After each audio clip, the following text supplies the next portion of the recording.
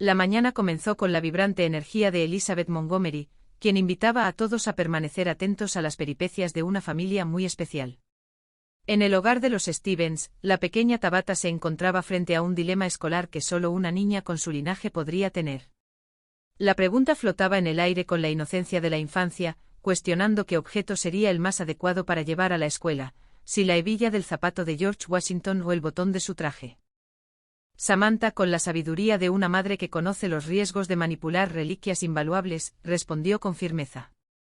Ella creía que era mejor que la pequeña no llevara nada, pues aquellos objetos valían demasiado para ser expuestos al ajetreo de un salón de clases.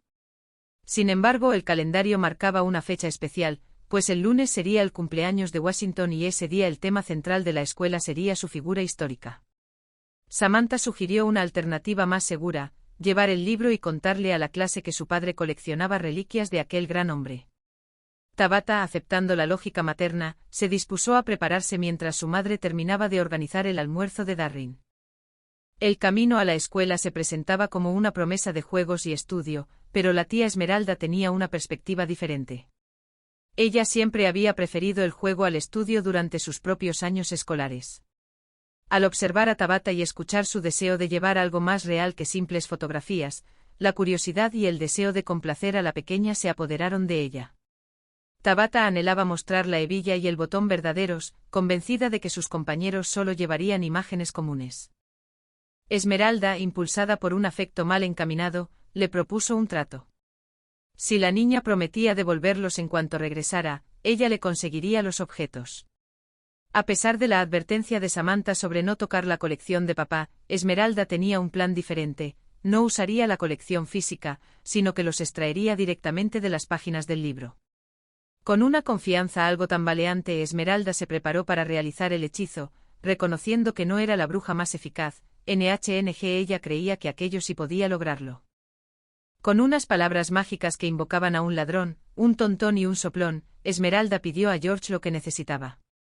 El hechizo buscaba satisfacer el deseo de Tabitha de no llevar el libro, apelando al derecho del señor presidente. Pero algo salió profundamente mal. En lugar de aparecer un simple botón de metal y una hebilla de cuero, el aire se agitó y el mismísimo George Washington, en carne y hueso, se materializó en la habitación. El general, visiblemente confundido y fatigado, pensó inicialmente que se trataba de una alucinación producto del cansancio de Valley Forge. Ante la presencia de la pequeña y la bruja, el primer presidente de los Estados Unidos decidió sentarse a descansar, mientras Samantha, ajena a la situación, se despedía de su esposo y de su hija, deseándoles un día feliz. No pasó mucho tiempo antes de que la inquietud se apoderara de las almas en la casa de los Stevens. Samantha, al notar que algo extraño ocurría en el piso de arriba, instó a Darrin a marcharse a la oficina mientras ella investigaba. La confusión aumentó cuando Esmeralda intentó revertir el hechizo buscando desesperadamente una rima para la palabra hebilla, pasando por patilla y rodilla, sin éxito alguno. Fue entonces cuando la realidad golpeó con fuerza: George Washington era un visitante real en el siglo XX. El general, con la caballerosidad que lo caracterizaba, se puso a las órdenes de Samantha, quien solo pudo atinar a decir que lo único que deseaba era su hebilla y su botón. Washington, aún creyendo estar en un sueño, llamó a su esposa Martha en su mente, esperando despertar de lo que consideraba una pesadilla. Samantha intentó calmarlo sugiriendo que se acostara a dormir, mientras el general no podía evitar notar la belleza de los personajes de su supuesto delirio. Darrin, al enterarse de la situación, exigió que devolvieran al visitante a su época de inmediato. Esmeralda confesó su error: quería los accesorios para la escuela y terminó trayendo al hombre completo. La situación era crítica, pues Samantha no podía vigilar a Esmeralda y esperar que el hechizo de desaparición funcionara bajo presión. Washington, buscando comprender su entorno, bajó las escaleras. Se encontraba ante artefactos que jamás había visto en su vida y cuestionaba en qué siglo se encontraba. Al recibir la respuesta de que estaba en el siglo XX, su escepticismo creció, alegando que aquello iba en contra de las leyes de la naturaleza. Samantha, con total sinceridad, le reveló la verdad sobre su naturaleza de bruja. Aunque el general inicialmente se mostró incrédulo, la evidencia de su traslado temporal era innegable. La curiosidad del general por el destino de su nación fue inmediata. Se asombró al saber que ahora existían 50 estados en lugar de los 13 originales y se sintió conmovido al saber que la bandera de Betsy Ross se conservaba en un museo. El descubrimiento de su propia efigie en el billete de $1 lo halagó, aunque surgió una pequeña y divertida disputa de egos al comparar su billete con el de $5, donde figuraba Abraham Lincoln. Samantha le explicó con ingenio que aparecer en el billete de $1 significaba que más personas podían ver su rostro, consolidando su estatus como el padre de la patria. La tecnología del siglo XX siguió asombrando al prócer. El teléfono le pareció un animal de cola larga y retorcida, y el automóvil una bestia increíble. A pesar de la confusión sobre la fecha de su cumpleaños, que el gobierno había ajustado por conveniencia, Washington comenzó a explorar el mapa de los Estados Unidos con emoción, descubriendo con orgullo que un estado completo llevaba su nombre. Sin embargo, la tranquilidad duró poco. Mientras Samantha y Esmeralda discutían la forma de regresarlo, el general decidió salir a conocer el vecindario. Su paseo lo llevó a observar la realidad del presente, escuchando conversaciones sobre contaminación, guerras y problemas sociales que no le complacieron en absoluto. Fiel a su espíritu revolucionario, Washington comenzó a arengar a los ciudadanos desde una plataforma improvisada, instando al pueblo a conservar el espíritu de resistencia y citando la Constitución.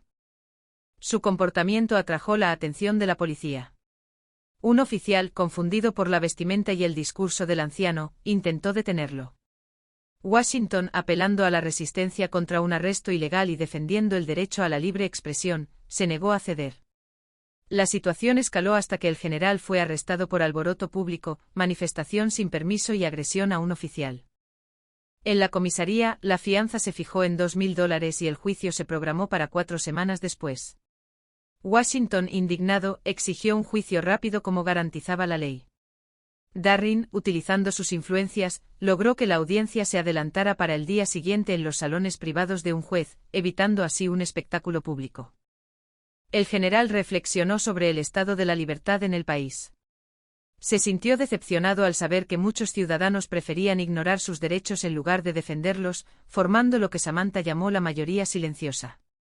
A pesar de los cargos, Washington estaba dispuesto a enfrentar el juicio para denunciar lo que consideraba un ultraje. Samantha, con delicadeza, le explicó que al igual que ella ocultaba su naturaleza de bruja, a veces era necesario mantener la discreción en un mundo que no siempre estaba preparado para la verdad absoluta. Finalmente, tras momentos de tensión y nuevas confusiones con los hechizos de Esmeralda, quien incluso llegó a traer a Martha Washington por error porque el general se había ido sin sus zapatos, se logró restablecer el orden. Esmeralda, aunque torpe, se sintió orgullosa de haber intentado ayudar. George y Martha se reunieron, y el general pudo finalmente regresar a su tiempo, llevándose consigo una visión asombrosa del futuro que ayudó a forjar. Los Stevens, por su parte, se quedaron con el recuerdo imborrable de haber tenido al primer presidente como invitado, comprendiendo que el precio de la fianza había sido poco comparado con la lección de historia y dignidad recibida.